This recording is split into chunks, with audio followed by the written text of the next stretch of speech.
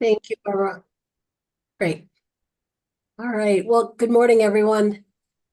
Let me apologize for my nasally voice. I'm getting over COVID, and today is probably the best day that I've had. But I was feeling well enough. I told Barb that I'd come on, in part because I wanted to really take an opportunity to thank all of you. Some of you are new to your role. Some of you may recall I was Practicum director for a while. When I started at Wayne, and I don't think I could have done what I did. I know I couldn't have done what I did without having you as partners to support our students. So whenever I have a chance to thank you for doing that, I take advantage of it and can't say enough about the work that you do to help our students get through the program and obviously to prepare for professional practice. So again, I very much appreciate that. Let me just say that there are some changes in the office. I'll say a few things about those, and you'll be in good hands with Barbara and Nikita. Some of you are aware, Diane, I think, sent out a note to let you know that she's retiring. Diane Kennedy, who's our office secretary manager. And so we were fortunate enough that she agreed to stay on for a couple of months to help train our new person, Nikita Miner, who's here. And so she will be with us. Diane will stay on for a couple of months to get Nikita onboarded. And so please do not hesitate to reach out to either of them should you have any questions. We'll continue to look at making some changes in the office. Chandra Carr, Dr. Carr, who's the director of Practicum Education, is not in this week. Unfortunately, her schedule for vacation ended up being this week just because of some things that occurred. But she will have opportunities to meet with you on other occasions. And certainly I offer her welcome and thank you to you as well. I would say that before she left, she's already assigned liaisons to the students that are placed with you. So you're able to go in IPT. You can actually see who the liaison is that is assigned to you and your student. So if you have questions, you can certainly reach out to that person. They will be reaching out to you in the next couple of weeks to letting all of you know that they're your assigned liaison, and if you have any questions, etc. They're the ones you want to go to first if you have any questions or concerns. Obviously, if you have concerns about reaching to them, come to us and let Nikita or Diane, at this point, certainly Dr. Carr and myself, if necessary, but they will be your first point of contact and support any issues that may come up as the student begins and continues in their internship. One of the things we're doing this year that's new is we created a boot camp the first week of classes and practicum. So students are invited to come via Zoom, kind of like this, starting next week to really, because these, especially new students who are new to field, to practicum, and they will get information about their role in the program, about your role, expectations. And so those will be recorded and they'll be available for any students to go back and look at, and for you as well, if should you choose to look at those. The other thing, and I'll thank Barbara for this, she worked with our several of our grant directors in putting together several continuing education sessions that she'll talk about later, but those will be sent out to you. It's a small way for us to say thank you for some of the work that you do for us. So please respond to those when they are sent to you as soon as possible, because once we send them to you, then we send them out to the larger community, South Shore community, and our alumni. And then lastly, I would again just remind you that we're here to support and assist in any way that we can. Barbara has a lot of information today to talk about as you get started, especially if you're new to your role as a practicum instructor. So don't hesitate to reach out to any one of us. We see you as a partner in this, and we're happy to support this process and to help you be successful as you work with our students to help them move through the process. I'm going to stop. I'll be around. I may jump in and out, Barbara, and certainly she and Nikita can reach out. But as I said, you're in good hands, and thank you again. Thanks, Anwar. And certainly, yes, as the training this morning goes on, we are going to be talking about the role of the liaison. We're going to be talking about the boot camp and the seminar sessions. So thanks for highlighting those. And for those on the call, we will dig into those a little bit deeper as we go on. I thought we would start I'll give you a forewarning. When I teach classes, it's like my intention is to always get done early. But I have to tell you, it rarely ever happens because there's so much to talk about. So my intention is to try to move this along this morning, but yet I also want to make sure that we cover all the material that we need to cover to get you to set you up. So let's see. Let's start with a question. Where did you get your MSW? So it's in the chat, I believe, or on your screen. And feel free to answer the question. And we'll see where we land.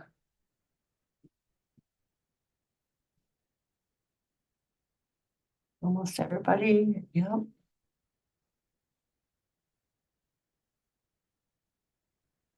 Anybody else want to jump on?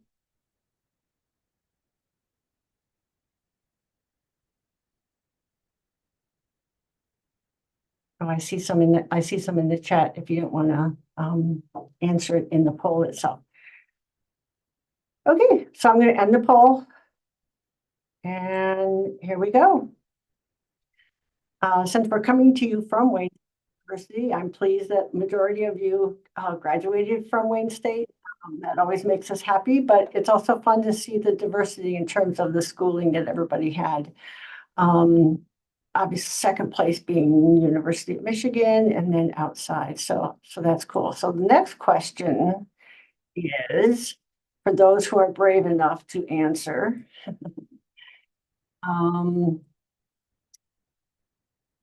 when did you get your MSW? So I did it in like 10-year increments. And don't laugh at the responses. Some of us are older than others. When did you earn your MSW?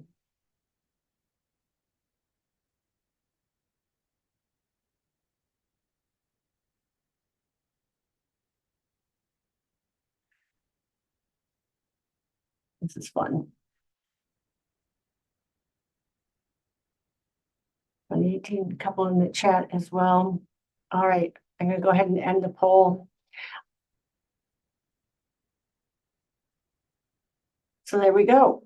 The majority of you received your MSW between 2011 and 2020, 48%. And you can see the chart there. I have to say, I would be the lone respondent in the 80 to 90 range. I got my MSW in 1984, which seems like forever ago, but that's okay. I've had a good run in the profession, so excellent. And then I'll save the other one. So we'll just go ahead and get started if everybody's ready. This is being recorded, just to let you know. Nikita's going to put the sign-in sheet link in the chat about every 5 minutes or so for people who jump on late for the first 30 minutes. If you have questions as we go along, if you would put them in the chat, and we will monitor those to the best of our ability. If we don't answer them by the time we finish the training, we can always go back, circle back and answer your questions.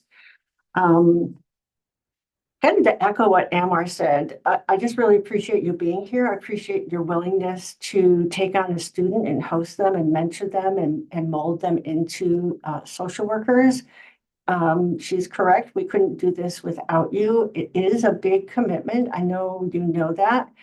And we're just really grateful for your willingness to do this. And my goal today is to just give you some big, whoops, let's go the other way.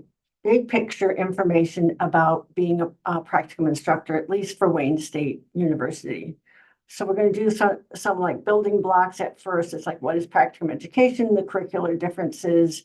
Then we'll launch into who our students are, what are some of the roles and responsibilities for practicum instructors, as well as for the liaisons. We will spend time talking about IPT, our database that we use for student management. And then end with talking about some difficult issues, resources, support, questions, things like that. So as you can see, it's a rather ambitious schedule, so we'll go ahead and get started. So you may have heard, particularly those of you who graduated more recently, practicum education is considered the signature pedagogy. I use the phrase, this is where the rubber meets the road, right? Students have been in classes for years, and finally they get to go into practicum and kind of pull together everything that they've learned so far and begin to roll it out. So it really is the critical piece to students' learning. And it's their opportunity to connect what they're learning in the classroom with what's happening in the agency and begin to continue to develop their skills. At Wayne State, we've got a couple of different kinds of students. We have our senior BSW students and MSW Foundation. So students who come in as MSW Foundation or core, sometimes they're called, they don't have a BSW. And so they are coming in as the education that they get is similar to that of the senior BSW, the foundational work about what is social work values and ethics, what do we know about human behavior and development. So they learn all of that in the class. And then the internship, as I've explained to students, it's really intended to be a broad-based experience from soup to nuts, everything from ethical practice and research and policy, but also assessing, intervening with individuals, families, just everything that's possible within the agency. And then the advanced students, which some of you might have, are the ones that are finally taking that deeper dive into where they think they want to be once they graduate. Most of our students, I've been placing the MSW Foundation students this spring and summer, and they all want to be placed in a clinical practice. And I've had to, work with them and say, that's for your advanced year primarily. And they can't wait to get to their advanced year. And so that's an opportunity as a practicum instructor, for you to really work with them to develop those advanced skills that they've been waiting for. In the advanced years, students have to declare a concentration, either interpersonal practice or at the bottom there, innovation in community policy and leadership, ICPL, or the more macro. Again, 95% of our students want to be therapists, and so they fall in that IP concentration. But even within that, they choose what track they want to go on. And you can see them listed here. And ICPL, again, are the students, the 10%, like myself, who wanted to go into macro practice. And so those are the two concentrations.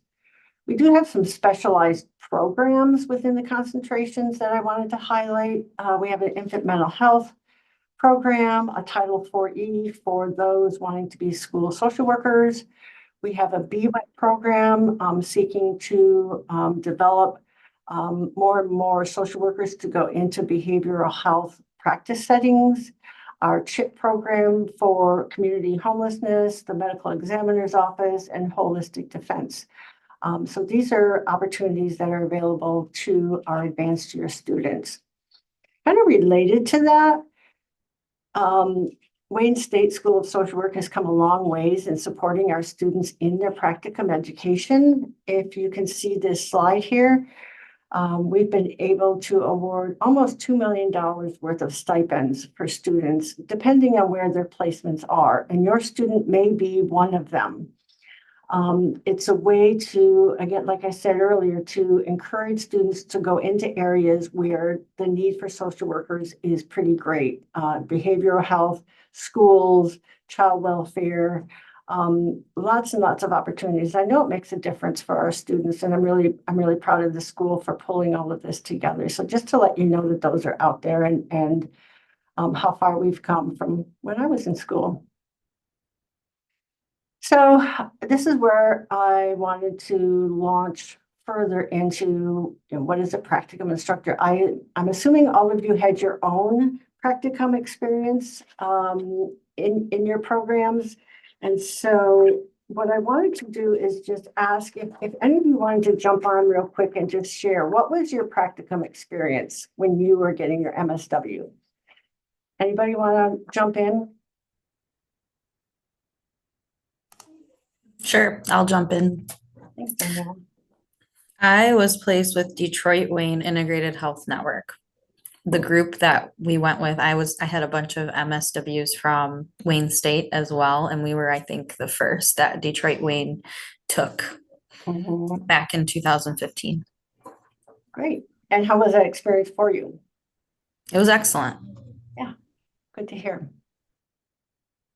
I'll go, Jessica Cortez. Mine was actually Wayne State Psychiatric Clinic in Livonia. So we had a lot of other Wayne State and also some psychiatry, and it was fantastic. You know, great experience with working with children. I work with children, and I loved my internship there.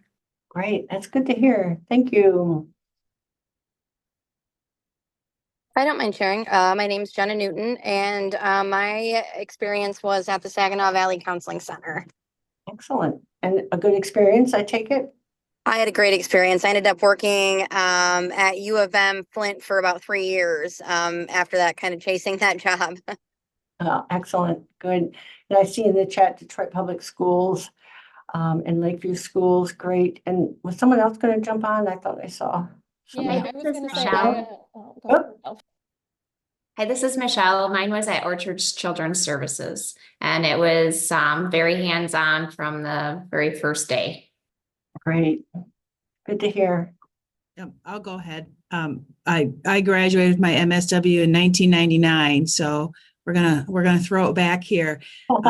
My practicum experience was actually at the emergency room at St. Joe's Hospital, and it was an incredible experience. And then after I worked for 5 years in interpersonal practice, I then moved into the school systems. So, Wow, that's great. Thanks, Kendra. Oh, I just want to jump on really quick. Hi, I'm Angelique, and I am new to Practicum, but I was in my advanced year placed at Henry Ford Outpatient Behavioral Health Services in Dearborn, and I did a 3-day there, and I think that was so beneficial. I learned a lot, and I was very well prepared to go into working in behavioral health, where I've been ever since. And I actually worked for Henry Ford 3 separate times in my career, but I am currently still doing some contingent work in the ER with the Henry Ford Health System. So it's been a relationship that's been ongoing. Thank you for sharing that. Yeah, and mine is a little different. Mine is actually in psychology. Okay. So practicum at a clinic, and then also at St. Louis Public Schools. But I worked in the role as the school social worker for years, and this is back in like 2002. Mm-hmm. Thank you. I say hi. Go ahead, Madeline. Sorry, it's the pains of being virtual. You never know who's going to start talking right when you do. Right. I actually graduated with my MSW in 2017. I was an intern at New Oakland Family Centers, and I actually did not have a great internship experience. There were a lot of role confusions. I was doing a lot of like housekeeping tasks during my time, which obviously was not ideal for developing my clinical skills, which has kind of led me to wanting to be a practicum instructor here, taking interns to be able to give them a really good comprehensive experience, the one that I kind of didn't have when I was an intern. Great. Thanks, Madeline. And yeah, sometimes it does go that way. I don't know about all of your stories, but we generally come into being practicum instructors either because we had a great experience and we want to give back to the profession, and sometimes because, like Madeline was saying, I didn't have a great experience and I want students to have a great experience. So I want to step into that gap and provide that opportunity. So, it's important to remember that the students you have, I tell students, it's like, okay, this is a class. It just happens to be a class that's taking place in an agency. And so they are students and they are there to learn. And, one of the things that we encourage practicum instructors to do is to think of yourself as a teacher, as a mentor, and really nurture their learning, particularly for our BSW seniors and our foundation year students. They aren't coming in with a lot of knowledge and experience. And so, you are in a position to really help mold them in their learning. And, practicum instructors are also like a connection point for the students, so they feel tethered to what they're doing. Somebody who, we create a relationship with and is a touch point for their movement through their practicum experience. Certainly, practicum instructors play a big role in developing students' social work identity just by modeling social work practice. And then the last piece that we don't always like to talk about, but we are also gatekeepers as practicum instructors. And from time to time, a student comes along who isn't quite ready for professional practice or for practicum. And those are difficult conversations to have, and we don't enter into them quickly or lightly, but sometimes they do happen. I did have an experience a couple of years ago where I had to work with a student and communicate that to her. And it wasn't a matter that you aren't fit to be a social worker. It's just like at this point in your life, you're not able to give yourself to the extent that you need to succeed in the program. Those are hard conversations, but we need to have them because given the populations and the practice settings that everybody works in, that we've got a lot to be monitoring. So getting into some of the more nitty gritty, one of the biggest pieces of being a practicum instructor is being available for supervision. The expectations are that students will get 1 hour of supervision with you on a weekly basis.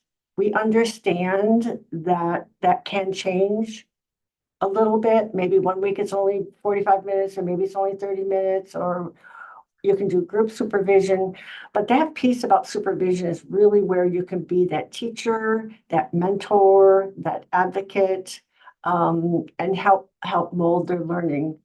And so we really do try to, and we ask students to advocate for themselves, to get with their practicum instructor and say, I need some dedicated time with you to process. So that supervision piece is really big.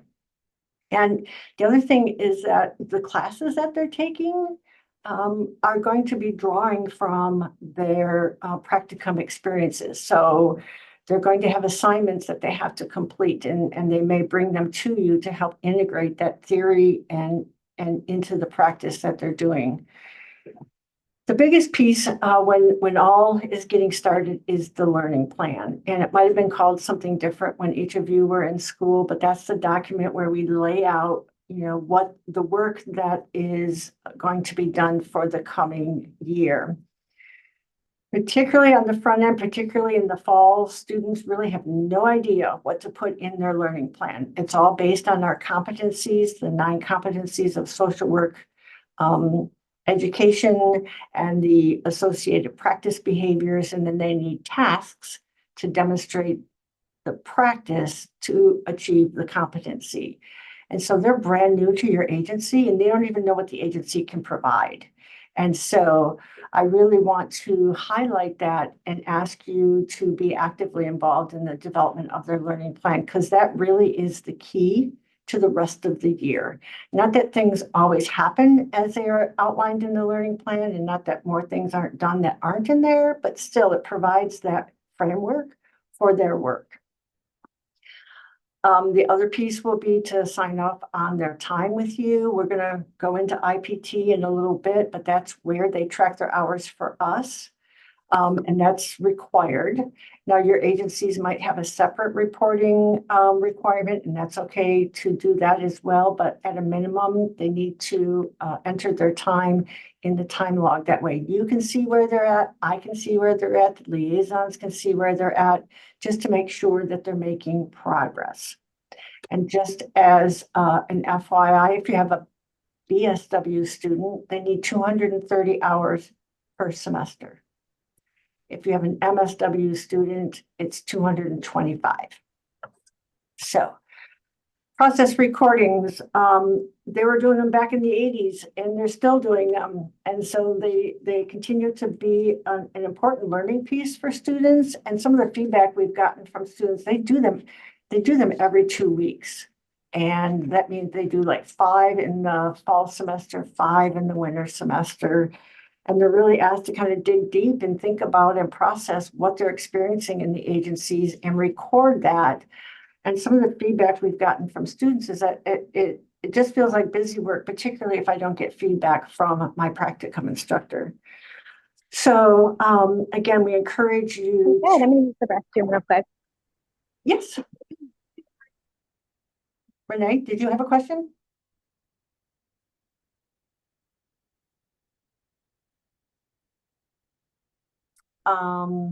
Okay.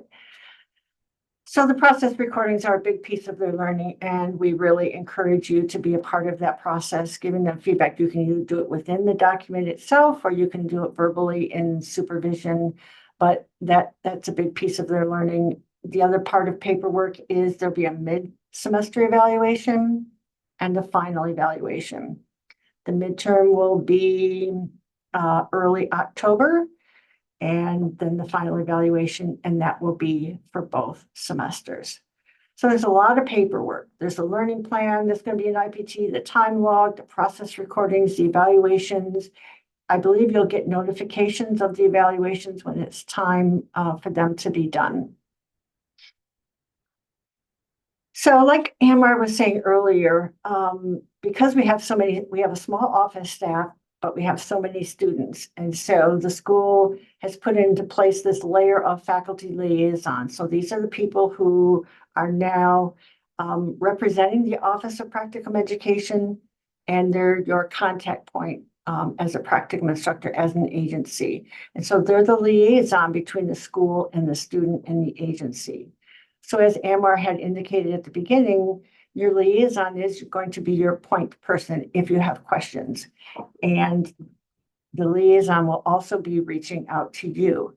Many of these liaisons are people who have been with the school for a long time. A lot of them still work, but they provide this service to our program. And so we're really grateful that they're able to do that. Each liaison has, 20, 25 students that they are monitoring. And so they're your partner in the students' learning. They will make a site visit with you once in the fall and once in the spring. That's required by our accrediting body. We started allowing for virtual site visits when COVID hit.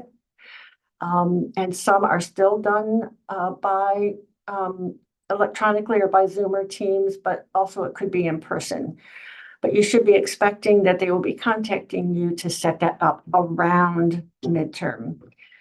They also have access to the students' IPT page, so they too are monitoring the paperwork. Are they doing the process recordings? Are they kind of keeping up with their time?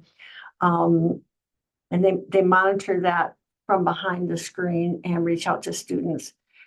Students and yourself are welcome to contact the liaison if you have any questions about how to do something or have some concerns about what is or isn't happening with your student in the agency.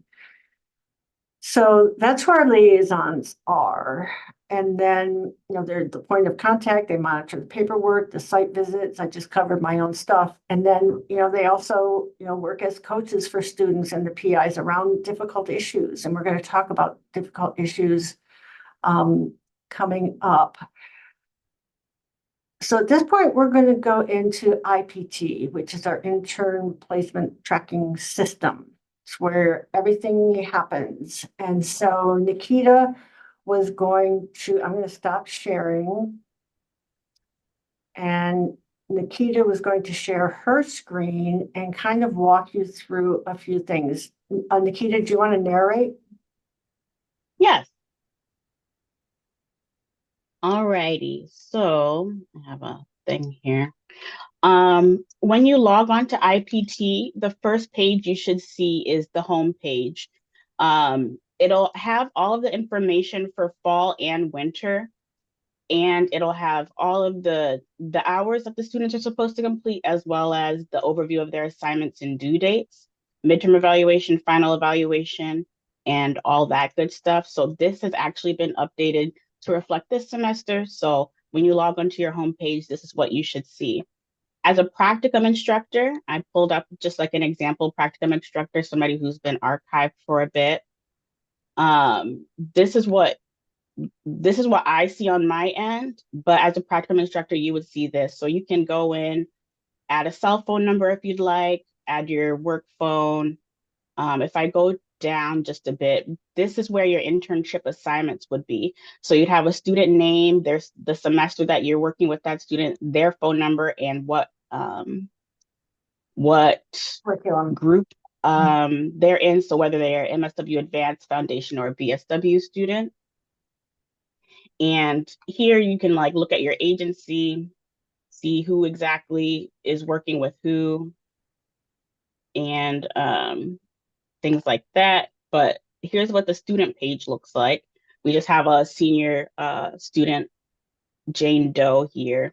Their faculty liaison would be, your faculty liaison would be shown on the far right side, as well as the placement assistant. And so if that's somebody that you need to contact, you can always just roll over the faculty liaison like point, and then the name, phone, and email for that faculty liaison should show up when you click on those students. And then the students, they can see who their practicum instructor is because the practicum assignments are set down here.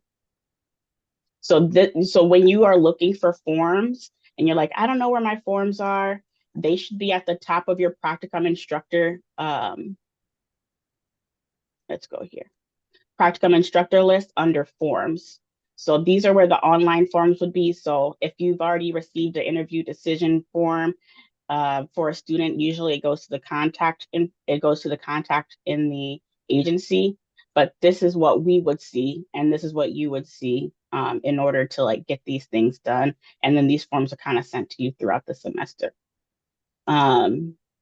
If there's any questions on IPT, if you're having issues logging into IPT, my information will be on the last slide.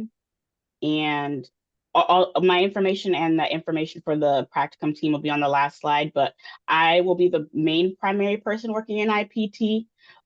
So if you have any questions, they would usually be directed to me to correct or anything like that. So thank you, Barbara. You're welcome. Thanks, Nikita. And she has been such a welcome addition to our office. And she really is a dynamite at what she does. Any and all questions related to IPT, even related to practicum, she can direct traffic well for us. So we're really glad to have her on the team. Thanks, Nikita. I did see the question about school social work students and do they need more hours? They do. For the purposes of the internship, the practicum itself, it's 225 or 230. For the school social work certification, yes, they need more hours.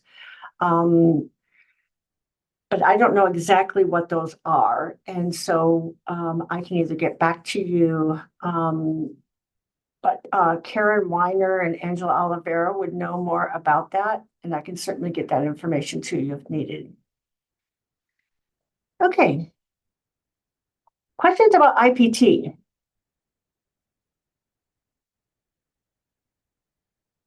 Are you all comfortable with that? It's a little awkward. And if you work with students from other universities, it's probably different because this is something we developed for our program.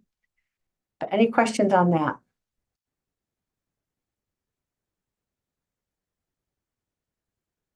All right. So difficult issues. These are things that we've just kind of been keeping track of based on our experience as a practicum office, doing evaluations from students. We get evaluations from practicum instructors, experiences that we've had. It's like difficult issues are going to come up. It's not a matter of if, it's a matter of when.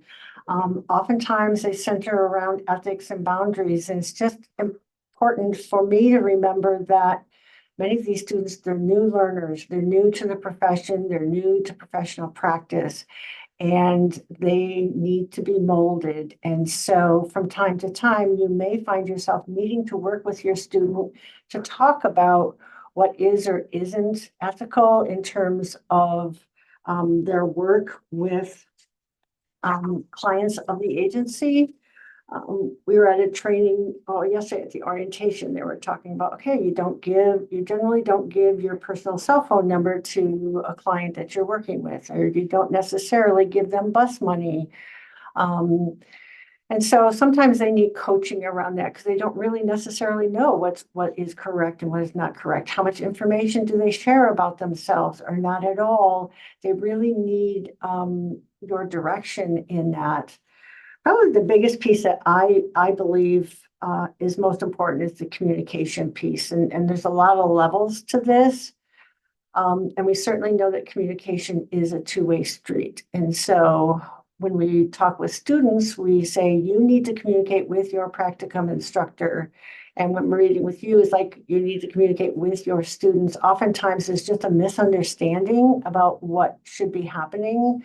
And so spend some time early in the practicum placement to talk about communication in terms of, do you prefer to be contacted by email? Can they text you? Communicate about what their hours are and what days they're going to be there and what should they do if they can't make it, and communicating. Again, we work with our students on the other side saying, if you're not going to be in practicum, you need to report that you're not going to be there. And how would you do that? So lots of levels of communication that if we have that in place, it really helps address many of the issues.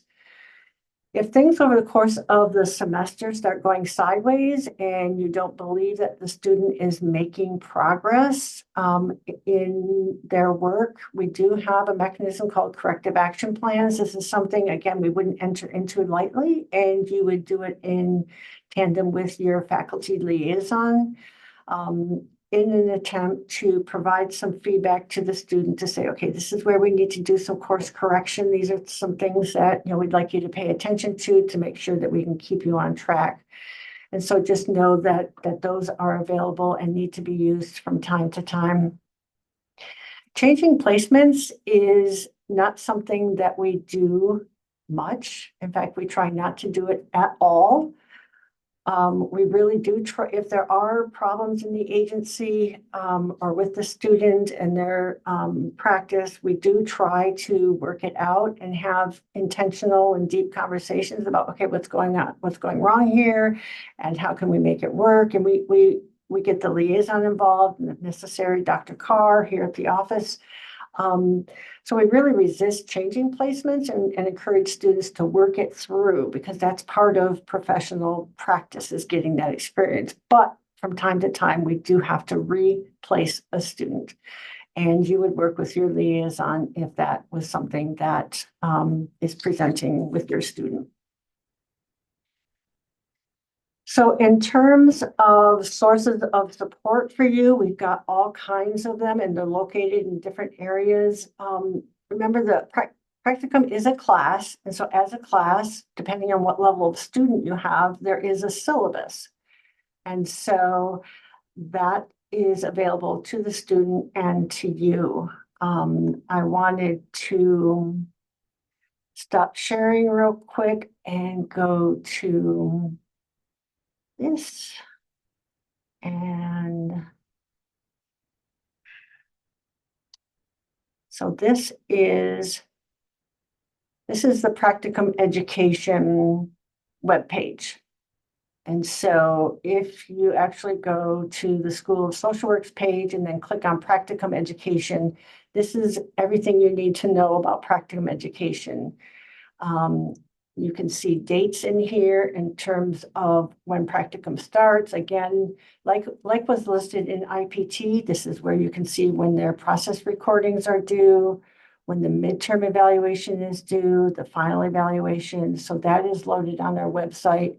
Our practicum education manual, which is our policies and our procedures and questions, everything is in here, from how we certify an agency as a practicum site, roles and responsibilities of different people that are involved, what's the role of the student, in many of our forms. So the practicum education manual is often quite helpful.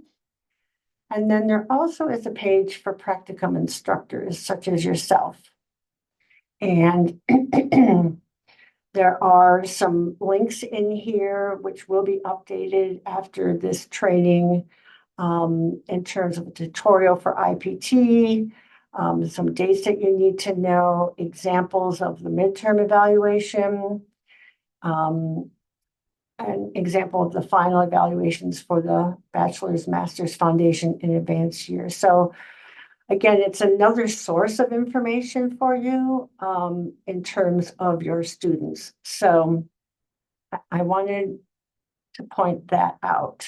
And then on here. All right, back to my screen. And so I wanted to take an opportunity to talk about the seminars that we are going to offer for all practicum instructors that Anwar referred to at the beginning of the session. And I am going to, sorry, hope I'm not making you dizzy. I'm going to pull that up for you so that you can see it.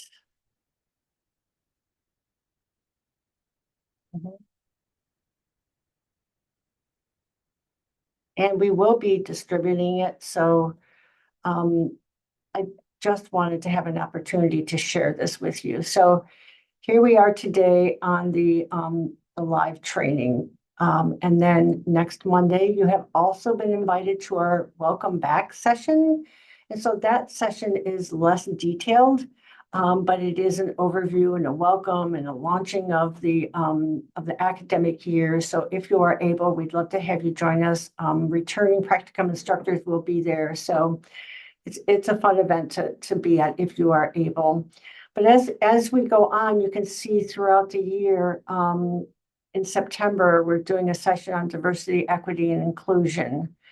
In October, we're doing one on compassion fatigue. In November, we're doing one on telehealth. And we have a practitioner who is going to talk about her experiences with telehealth, how to set it up, how it's working or not working with her, and really provide that information. A session on implicit bias.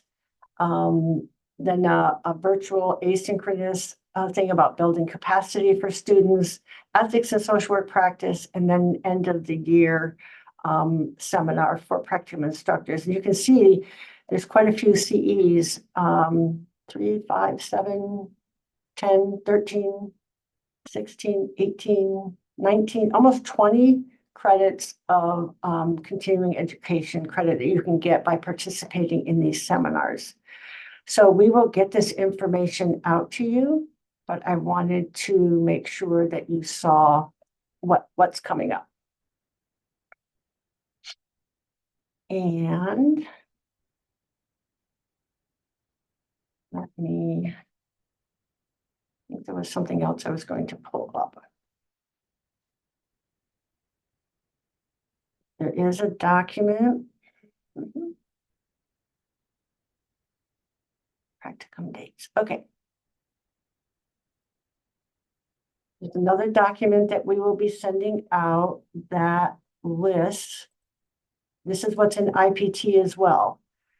When practicum begins, when it ends, when learning plans are due, the process recordings, both for fall semester and winter semester. So it's in IPT, it's in our website, it's also in this separate document that we'll be mailing out to everybody. So lots of reminders about what is due and when it's due. And then I wanted to talk about the boot camp that's coming up next week. 1 second.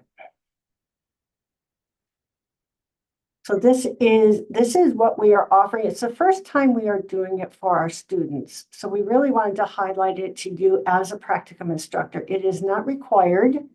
It is recommended to the extent that students can be there.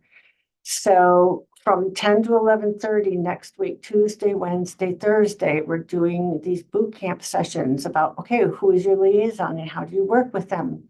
What are the differences in curricular years and what about social work ethics?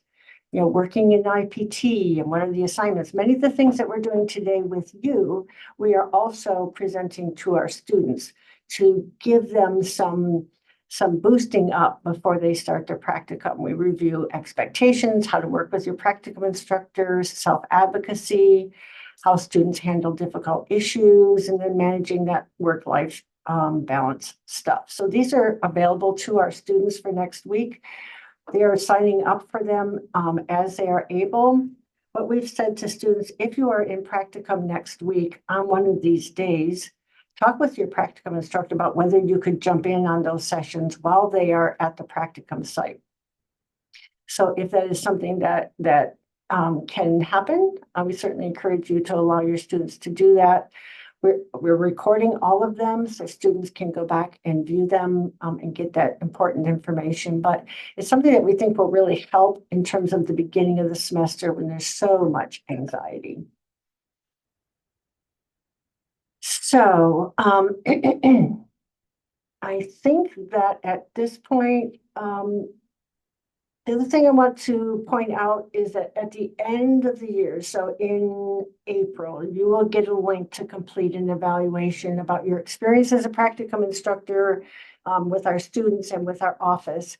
And we really encourage you to provide us that feedback, which helps us roll that into strengthening our program as we go on. There'll also be a newsletter coming out. Nikita's been working on a newsletter for us over these last few days. It's going to contain a lot of the information we covered today, but it'll be another source of information for you.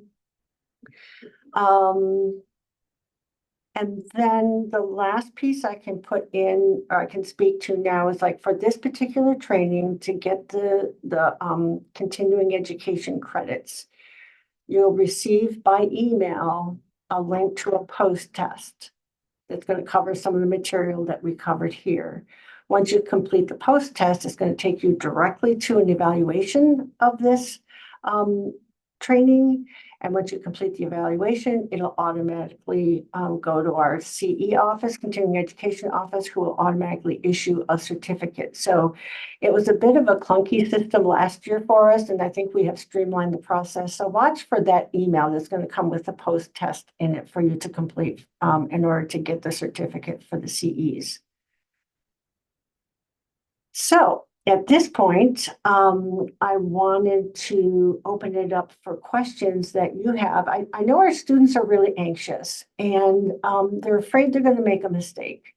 And they're nervous about feeling like they need to know everything. And of course they don't. They're students, they're learning, but they do have a lot of anxiety. When you think about the students that you're hosting, do you know when they're starting?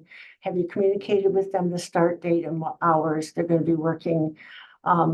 If you haven't had a chance to do that, I encourage you to reach out to them. We've encouraged them to reach out to you, but it can help manage some of the anxiety. Questions that you have for us?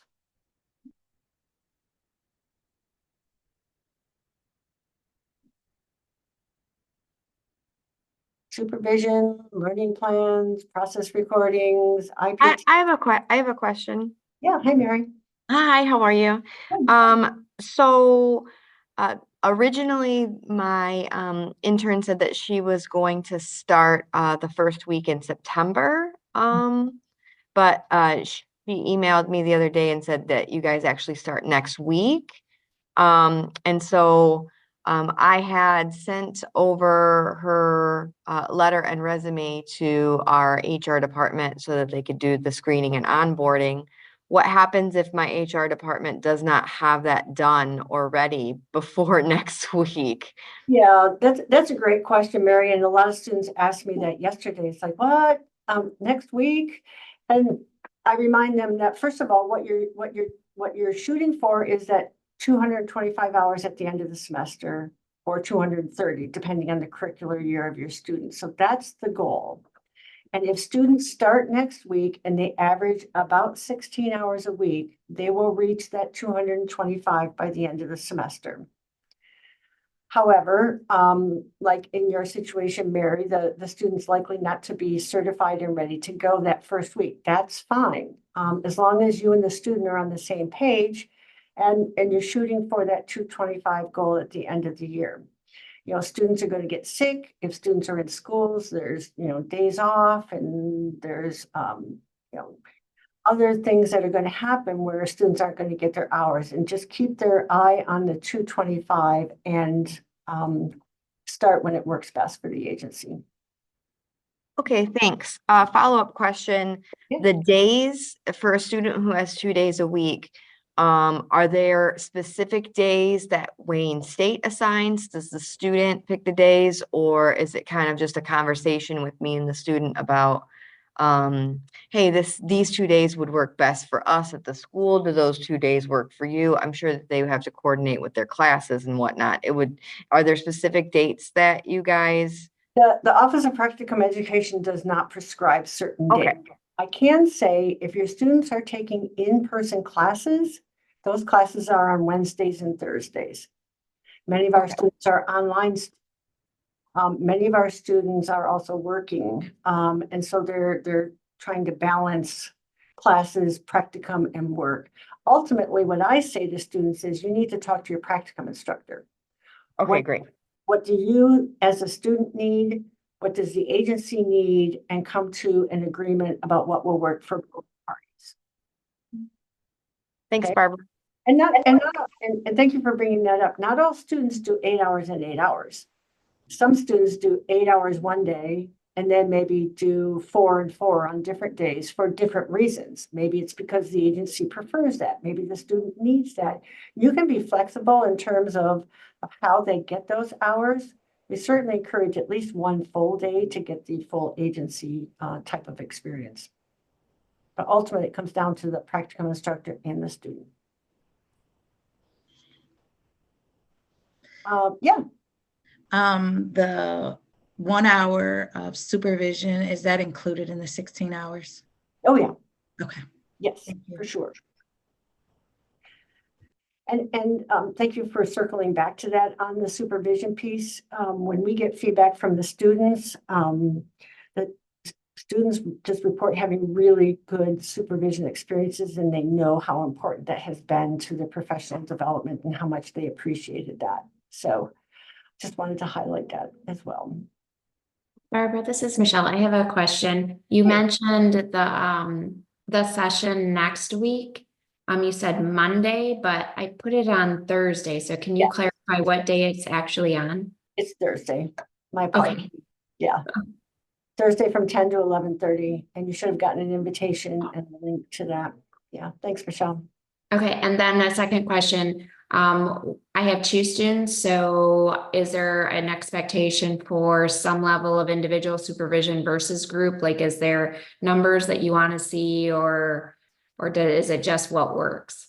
It's what works. We don't monitor that or ask you to keep track of it. So agencies that have multiple students often do group supervision. I don't know about your agencies, but you might have students from other schools as well. And so doing group supervision has a lot of value. And sometimes there is a separate individual piece, maybe not for a whole hour, and maybe only as needed, again, between the student and the practicum instructor. Okay, thank you. Yeah. Hello, I have a question. We arrived a little bit late, and I don't think we have anyone as of yet, but like, what would be the absolute latest that placements could be taking place for this semester? Well, within a few weeks. I mean, a student could start mid-semester and catch up if need be. And those are very unusual situations. I've worked with the foundation year students to say, okay, we're going to get you placed. You might not start on the first week because they're coming in late. We had some really, really late admissions, and we've been placing students since March. So the pool of available practicum sites is shrinking, and they're coming in really late. And so we have to kind of put the pieces together to get them in placement. So they do sometimes start late. I still have students that need a placement. And there might be others as well. Not many, but there are some. What agency are you with? We're with Walter Reuther. What's that? Walter Reuther Psychiatric Hospital. Okay. And my hunch is you only take advanced to your students. Yes. Okay. For the adult side, yes. I'm not sure about the children's. Okay. I can pass that information along to our team so that they're aware of that. Thank you. Dr. Barber, what area do you need students for? What state, what part of the state? I have one student in Saginaw, but the rest are down here Oh, in okay. Southeast Michigan. Okay. Where are you? Muskegon? That's where I'm from, born and raised. Oh, Yeah. excellent. What agency are you with? Muskegon Public School Academy. Excellent. So nice to meet you. Nice to meet you as well.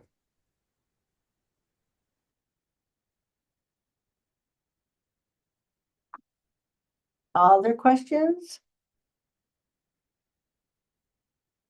You feel ready to go? Yeah, I know Kendra is. It's a lot. It's a lot for our students. We understand it's a lot for you. And, be patient with the process. Reach out to your liaison if you have questions. If it is a practical, technical issue with IPT, Nikita is your go-to person. I didn't show the last slide, so I will do that now, just so that you have it.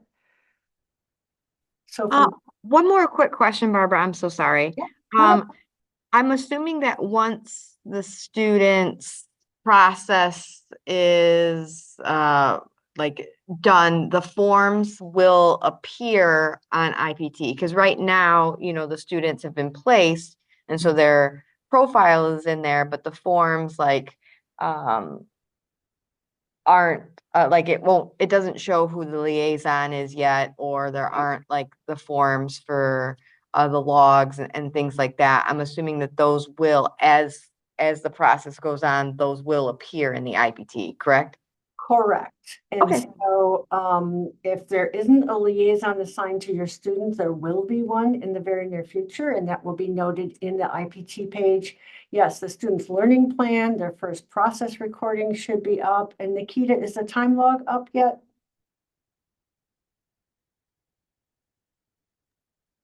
I'm not sure, but I can always check. Okay. I'm not super sure yet. Okay. But yes, as time goes on, those should populate. The time log, the learning plan, and the first process recording should be in there very soon, because those are the first 3 documents that you'll be working with. And then as other ones come due, they will upload into the student's page. Nikita? If you've emailed about IPT, don't worry, I've received your email. It's just going to take some time for me to get through all of them. So just, give me probably till the end of the day. Someone who's only in her 2nd week, I believe she has had a really high learning curve, and she's catching on really quick, but asking her questions is also how she learns. I also wanted to point out from this point forward, because after all of this, I'm transitioning out of the Practicum Education office and transitioning back into more of a teaching role. And so your contact person would be Dr. Carr, who's the director of Practicum Education, and her contact information is listed there. And then Nikita can always answer questions about IPT, about Practicum Education, and make sure to connect you with the appropriate person. So I wanted to share that as well. I am definitely willing to stay on if people want to talk specifically about maybe a student situation, a particular situation that applies to your agency, questions that you might have. I'll stay on for people that want to stay on and have more conversation. Thank you for being here. Watch for the email about the post-test and evaluation, and have a great year. Nikita, will you stop recording?